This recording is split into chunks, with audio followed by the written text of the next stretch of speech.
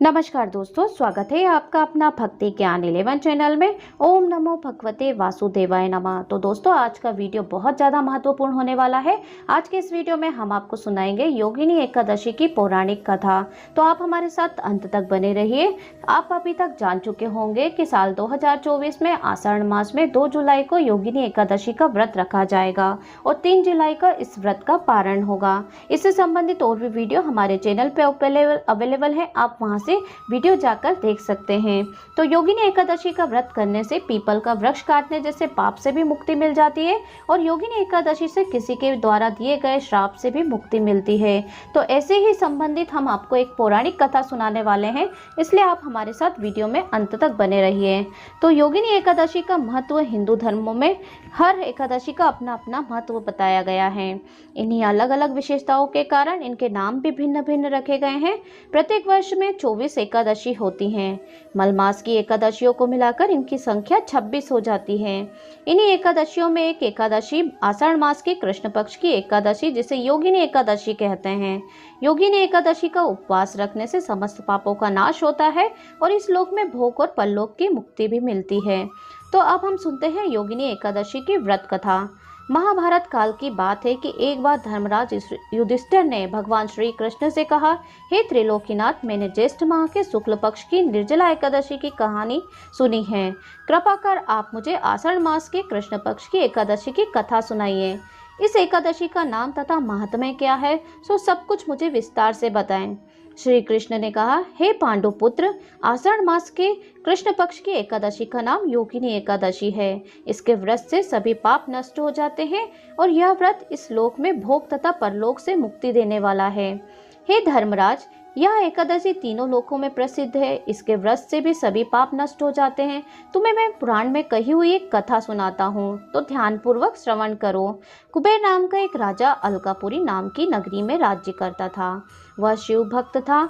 उनका हेममाली नामक एक यक्ष सेवक था जो पूजा के लिए फूल लाया करता था। हेममाली की विशालाक्षी नाम की एक अति सुंदर स्त्री थी। एक दिन वह मानस सरोवर से पुष्प लेकर आया, किंतु काम सख्त होने के कारण पुष्पों को रखकर अपनी स्त्री के साथ रमण करने लगा। इस भोग विलास में दोपहर सी हो गई। हेममाली की राह देखते देखते जब राजा कुबेर को दोपहर हो गई तो उसने क्रोधपूर्वक अपने सेवकों को आज्ञा दी कि तुम लोग जाकर पता लगाओ कि हेममाली अभी तक पुष्प लेकर क्यों नहीं आया।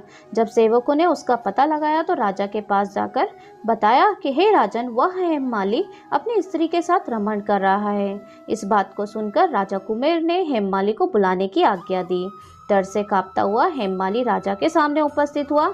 उसे देखकर कुबेर को अत्यंत ही क्रोध आया और होठ फड़फड़ाने लगे। तो राजा ने कहा, अरे अधम, तूने मेरे परम पूजनीय देवों के देव महादेव शिव जी का अपमान किया है।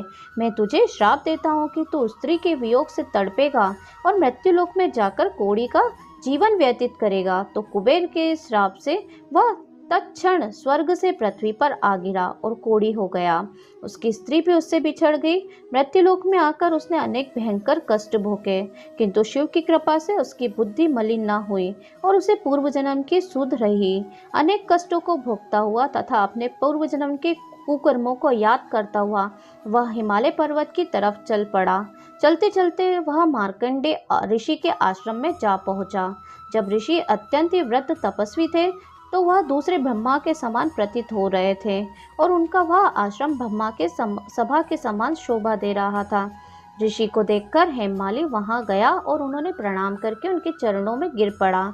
हेममाली को देखकर मार्कंडेय ऋषि ने कहा, तूने कौन से निष्कृष्ट काम किए हैं जिससे कि तू कोढ़ी हुआ है और भयानक कष्ट भोग रहा है। तो महर्षि की बात सुनकर हेममाली बोला, हे मुनि श्रेष्ठ, मैं राजा कुबेर का अनुचर था। मेरा नाम हेममाली है। मैं प्रतिदिन मानसरोवर से फूल लाकर शिव पूजा के समय कुबेर को दिया करता था। एक दिन पत्नी के साथ सहवास के सुख से फंस गया, जिससे मुझे ज्ञान ही नहीं रहा और दोपहर तक पुष्प ना पहुंचा सका। तब उन्होंने मुझे श्राप दिया कि तू अपनी स्त्री का वियोग और मृत्युलोक से जाकर कोढ़ी बनकर दुख भोगेगा। इस कारण से मैं कोढ़ी हो गया हूँ तथा पृथ्वी पर आकर भयंकर कष्ट भोग रहा हूँ। अतः कृपा करके आप मुझे ऐसा कोई उपाय बतलाएं जिससे कि मेरी मुक्ति हो जाए। तो मार्कंडेय ऋषि ने कहा, हे माली, तुमने मेरे सम्मुख सत्य वचन कहे हैं, इसलिए मैं तेरे उद्धार के लिए एक व्रत बताता हूँ। यदि तू आषाढ़ माह के कृष्ण पक्ष की योगिनी नामक एकादशी का विधान पूर्वक व्रत करेगा तो तेरे सभी पाप नष्ट हो जाएंगे। महर्षि के वचन सुनकर हेममाली अति प्रसन्न हुआ और उनके वचनों के समान योगिनी एकादशी का विधान पूर्वक व्रत करने लगा। इस व्रत के प्रभाव से अपने पुराने स्वरूप में आ गया और अपनी स्त्री के साथ सुखपूर्वक रहने लगा। भगवान श्री कृष्ण ने कहा, हे राजन, इस योगिनी एकादशी की कथा का फल 88,000 ब्राह्मणों को भोजन कराने के बराबर है। इसके व्रत से सभी पाप फल नष्ट हो जाते हैं और अंत में मोक्ष की प्राप्ति करके प्राणी स्वर्ग का अधिकारी बनता है। इति श्री योगिनी एकादशी कथा समाप्तम। कहानी कहने वाले, कहानी सुनने वाले को और हुक्कारा भरने वाले को, घटती हो तो पूरी हो, पूरी हो तो परवान चढ़े, भूले बिसरे में नाम तेरे भंडार बढ़े। इस तरह मैंने आपको योगिनी एकादशी की पौराणिक कथा सुनाई है। आशा करती हूँ आपको जरूर पसंद आई होगी। कथा में बने रहने के लिए आप सभी को धन्यवाद।